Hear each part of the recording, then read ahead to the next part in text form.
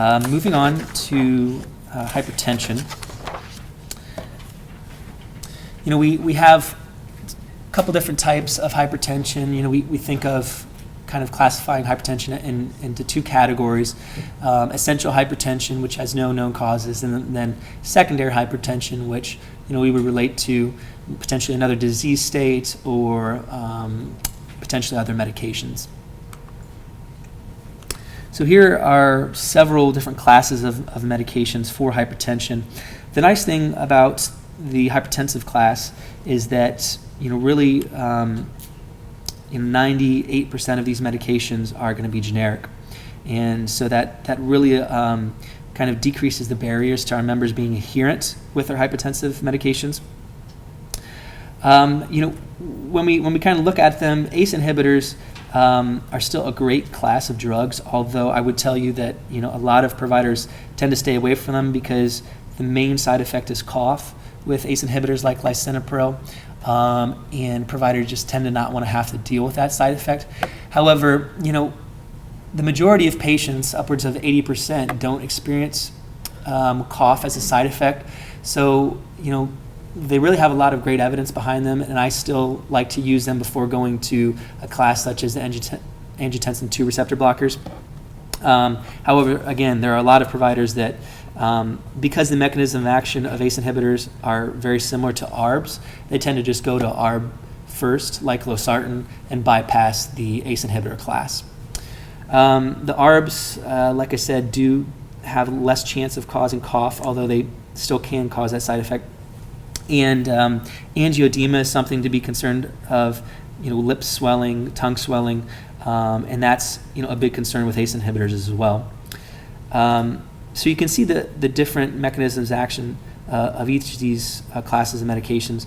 What I would tell you is, while I'll give you an example for ARBs, while the medications in this class are really all generic, I'm sure you've seen in the news, a lot of different examples of high-cost generics. So, we used to think if it was a generic, then that really was a valuable product, and it was going to be low cost for insurers, providers, and our members. But that's not necessarily the case anymore. So losartan has been generic the longest, and you look at Benicar, which has been generic for only a few months. And we're talking about a 10 to 20 times price disparity in between those medications. And really, there's no necessarily added value with using Benicar or starting a patient on Benicar over losartan. So those are some of the things that you want to just kind of be aware of and make sure that you are taking costs into consideration when still choosing these medications, even though, as I said, 98% are still generic. And then, one thing, I do have an algorithm, a treatment algorithm in some later slides from the JNC 8 guidelines, but we have beta blockers up there. Those aren't really recommended first line anymore. The evidence would just say that they've fallen out of favor because they tend to prevent fewer cardiovascular events in our patients. So you really don't want to be starting patients off on beta blockers anymore unless they have hypertension in combination with heart failure, or maybe hypertension in combination with a heart attack. They just recently had a heart attack, something like that. This lists a couple medications that can be used after standard first-line medications are used. So we would really see these classes of medications utilized more so third line after members have been put on ACE inhibitor or a thiazide diuretic. And so when we're looking for a third or fourth agent in patients that have more resistant hypertension, that's when we're going to go to these classes of medications, or potentially in patients that maybe have contraindications to several of the first line classes of agents. I want to just point out your attention to the last category of drugs, renin inhibitors.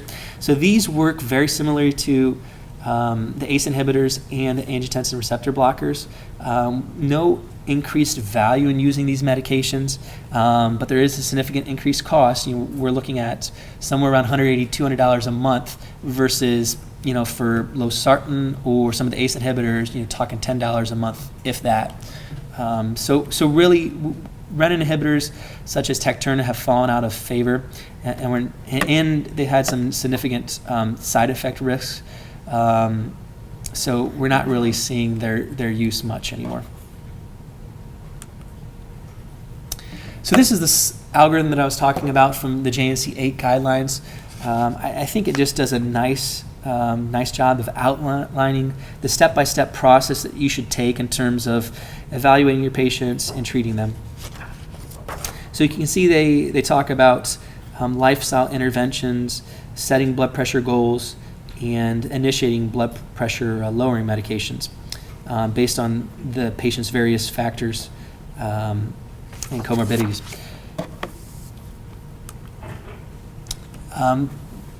This slide has the different ages and the different goals, and then it will break it down on the left-hand side for patients that don't have CKD. It'll break it down for if they're black or non-black. And in particular for the black African-American population, we tend to see them not respond as well to ACE inhibitors or ARBs. So that's why in that population we're starting them on thiazide-type diuretics or calcium channel blockers alone in combination. I would tell you in terms of any of these categories that there are some patients where you're going to want to start them on 2 medications right away. And that would be the population that has a blood pressure that's greater than 20 over their systolic goal or greater than 10 millimeters of mercury over their diastolic goal. So that's really the kind of the cutoff that we use and that the JNC 8 guidelines recommend that we use in terms of when to initiate combination therapy. And the last slide of the algorithm just kind of talks about once you have initiated the patients on therapy, then what you need to do to assess and then potentially add on additional therapies or maximize the doses of current therapies. So there's different strategies that can be used, different ways to skin the cat, so to speak. So some providers really prefer to put them on an initial agent and maximize the dose of that agent before adding on another agent. Some providers prefer to get them started on one agent, add on the second agent, and then maximize the doses. So there's just a couple trains of thought. JNC 8 really recognizes those concepts, as well as starting off patients on 2 medications, either separately or as a fixed dose combination. I would tell you just kind of always be skeptical of the fixed dose combinations. I work not only for the Quality Alliance but for the Cleveland Clinic Employee Health Plan and their pharmacy management department. And what we see a lot of times is that these combination products, they're marketed as being convenient for members, and they only have to take 1 pill a day versus 2 pills a day. But usually there's an increased price that has to be paid for that kind of convenience, and many times it's not valuable enough to go to those combination products. So I would just tell you to be a little skeptical when you see those products. However, there are several combination products in the hypertensive class that have been generic for a long time, and the price is really bottomed out. Think of things like lisinopril in combination with hydrochlorothiazide, losartan in combination with hydrochlorothiazide. So not all combination products are bad, but you just kind of want to have trust issues when you're thinking about those products. And then this is more for your FYI, but you can just go through the different indications and see when there's a compelling indication. The JNC 8 guidelines really outline several different classes of drugs that can or should be utilized. Particularly for heart failure, you're going to be using several medications, not just one. The same for members that have had heart attacks. You're going to be using several medications, not just one. And you're going to do that right from the get-go. And then pregnancy, for pregnancy patients, we're seeing more of those medications that aren't necessarily normally first line for non-pregnant patients that are being utilized, such as labetalol, nifedipine, or methyl-dopa. I just wanted to give you one last slide for these medications to just kind of show, how you can get a patient on equivalent dosing and still get the same effect as other medications in a particular class. So, we've talked about the angiotensin receptor blockers. These are all the medications in that class. You can see that as long as you dose the medication equivalently to another medication that you were considering, they're going to work just as well and be just as effective for our patients. So, and they have shaded in gray the starting dose for hypertensive patients. So for losartan, you would start a patient off on 50 milligrams once a day, and then, if uncontrolled, increase them to 100 milligrams once a day, which you can see the various equivalencies to things like Benicar. So, if your provider maybe started a patient off on 20 milligrams of Benicar, or was writing the prescription for 20 milligrams of Benicar, you could say, well, actually, losartan, it has been generic much longer. It's going to be a lower cost, more than likely, for this patient. Would you consider starting them off on 50 milligrams of losartan once a day?